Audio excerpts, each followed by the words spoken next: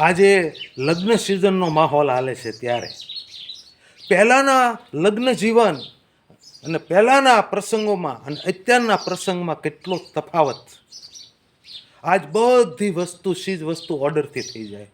થાળી ઓર્ડરથી દેવાય, મંડપ ઓર્ડરથી દેવાય, ગ્રાઉન્ડ રખાઈ જાય, ફાર્મ રખાઈ જાય.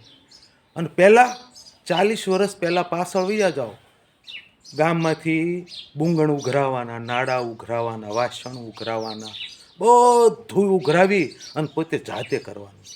અને 400 માણસને જમાડવાના હોય ને તો એટલું બધું જાગવું પડે, એટલું બધી મહેનત કરવી પડે. અને બીજી વાત કે જ્યારે એમાં એટલી બધી મુશ્કેલી પડતી હતી, એટલી બધી તકલીફો પડતી હતી.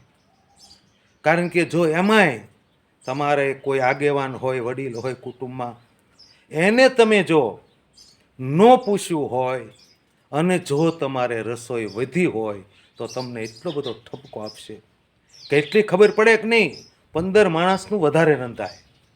અને જો તાણ પડી હોય તો એમ ઘસકાવે કે તમને એટલી ખબર પડે કે 15 માણસનું વધારે હોવું જોઈએ. અને જો એને પૂછીને તમે કાર્યક્રમ કર્યો હોય અને જો વધ્યું હોય તો તરત કહેશે કે 5 જણાનું વધારે સારું.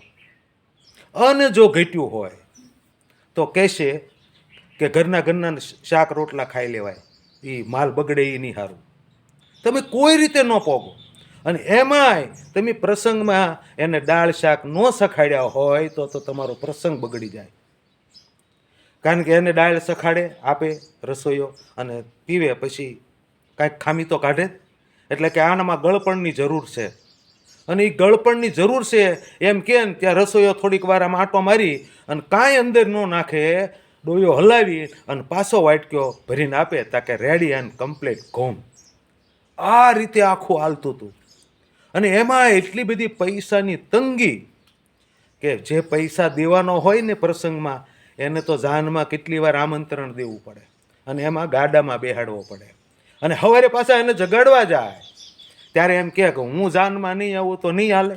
અરે ભાઈ, જાનમાં જઈને તારે પૈસા તો ત્યારે ચૂકવવાના જ, અને એ પાછા માંડવા વચ્ચે આપે.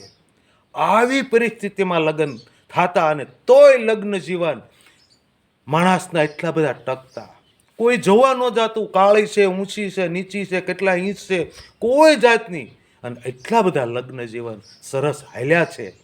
અને આજે બધું કરવા છતાં લગ્ન જીવન તૂટી જાય છે. તો ખરેખર આપને બધાને આ વાત ઉપર શું લાગે છે તો અમારા આ વિડીયોને કોમેન્ટ કરજો, ફોલો કરજો અને બધા